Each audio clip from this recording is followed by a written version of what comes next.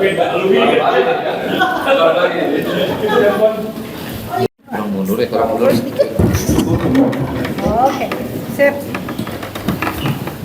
Oke. Biar gabung dulu dia semuanya. Awilan ya.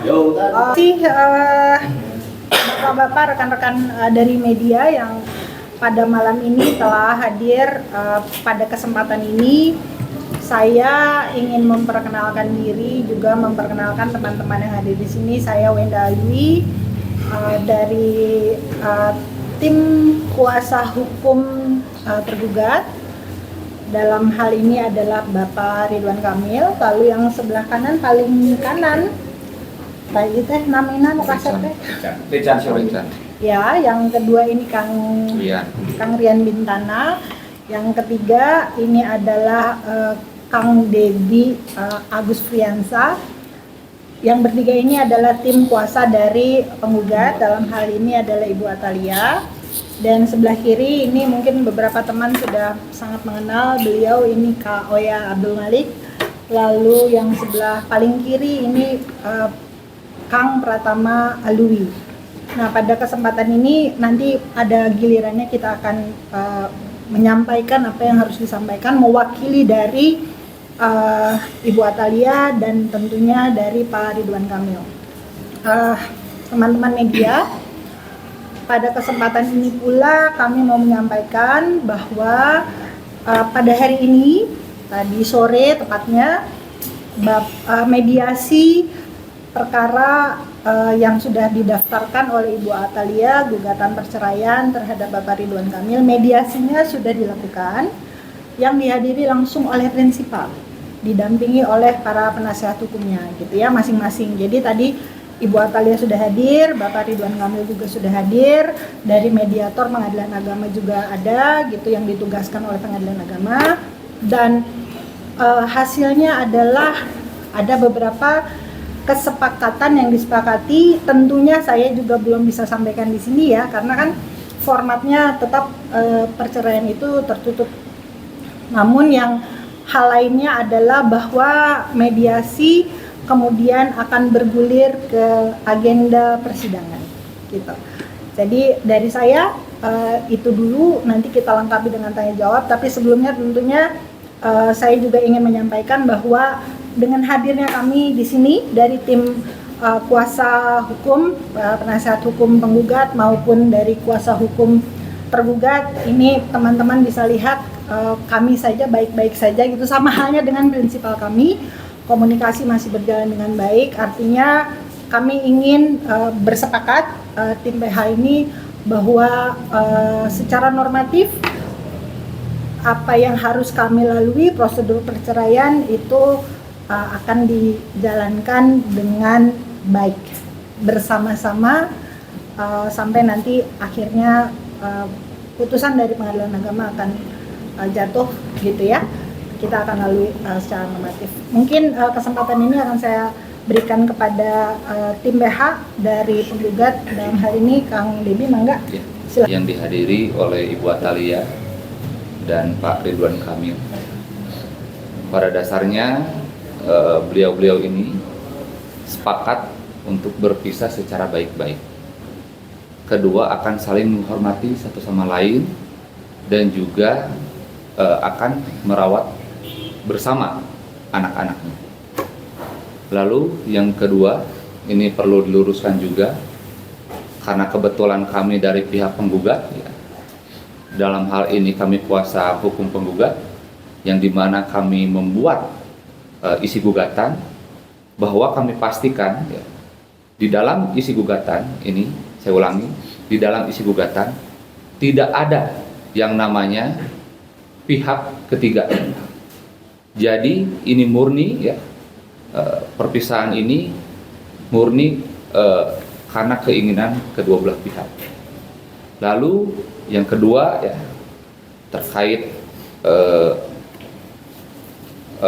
Ibu menyampaikan bahwa masyarakat harus saling menghormati karena ini perkara privasi.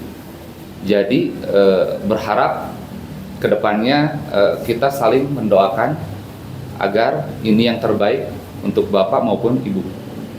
Selebihnya mungkin seperti itu. Baik. Atau memang kami kurang tahu ternyata di pengadilan agama sudah digelar. Jadi begini, begini teman-teman. Jadi pada prinsipnya adalah pengadilan ini dalam jangka waktu yang sudah ditentukan. Teman-teman tahu ya bahwa kemarin di persidangan Ketua Majelis menyampaikan next agendanya 21 Januari, ya kan, untuk persidangan. Dan pada saat itu diberikan kesempatan kepada para pihak untuk melakukan mediasi di dalam atau di luar persidangan. Di dalam atau di luar pengadilan agama.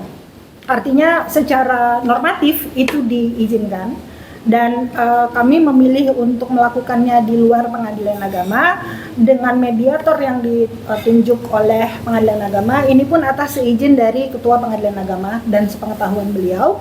Artinya itu hal yang sangat wajar.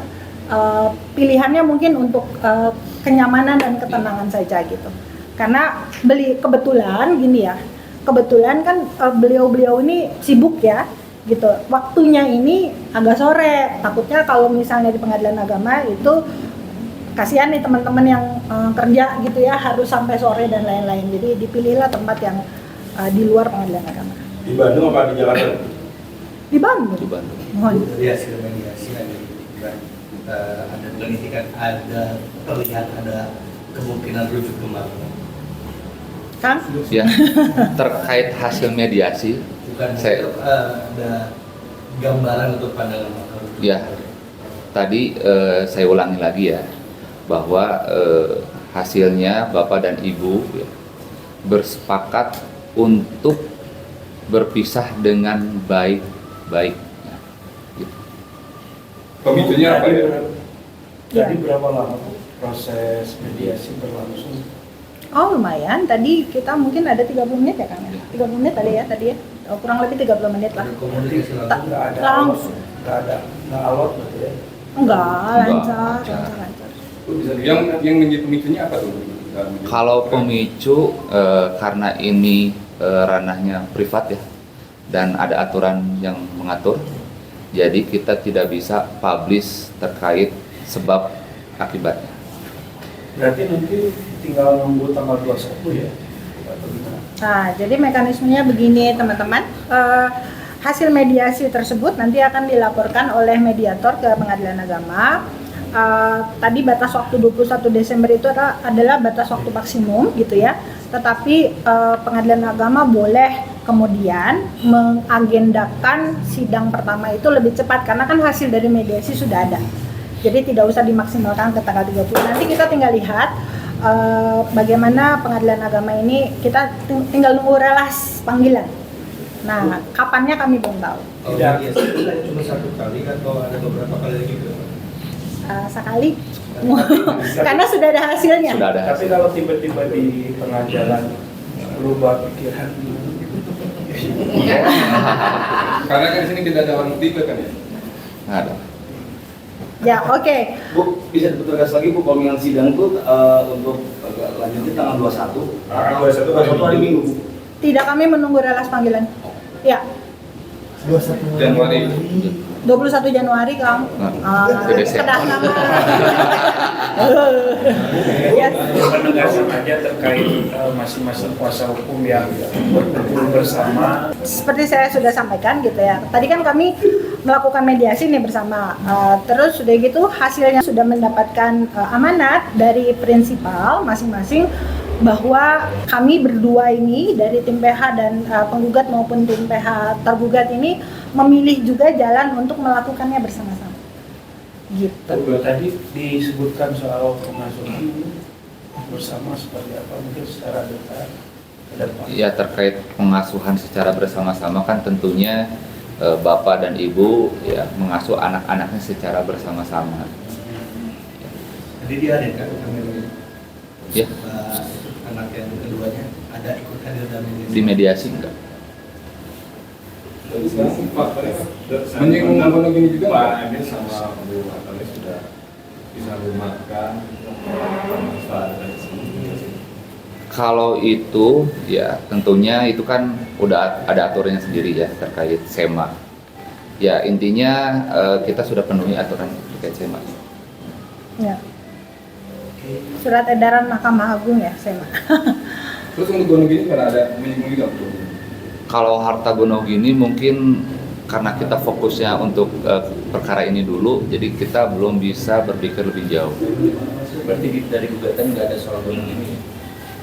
Ini saya perjelas ya teman-teman. Jadi begini, hukum acara yang berlaku di hukum acara pengadilan agama yang berlaku bahwa tidak boleh menyatukan gugatan perceraian dengan Gonogini. Artinya kita harus jelas dulu nih, jadi cerai atau tidak. Kenapa?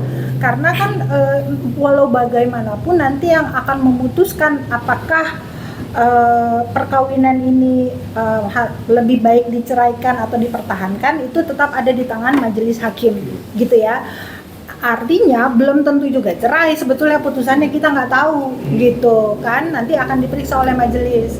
Nah kalau misalnya sudah jelas perceraiannya, barulah kalau udah cerai barulah muncul nih si Gonogini teh. Nah makanya baru muncul hak untuk mengajukan gugatan Gonogini ketika perceraiannya sudah terjadi, gitu. Artinya memang tidak boleh dulu mengajukan gugatan Gonogini disatukan dalam gugatan perceraian. Gitu. Salah siapa yang benar. Jadi majelis juga tidak akan memeriksa sejauh mana ia itu sangat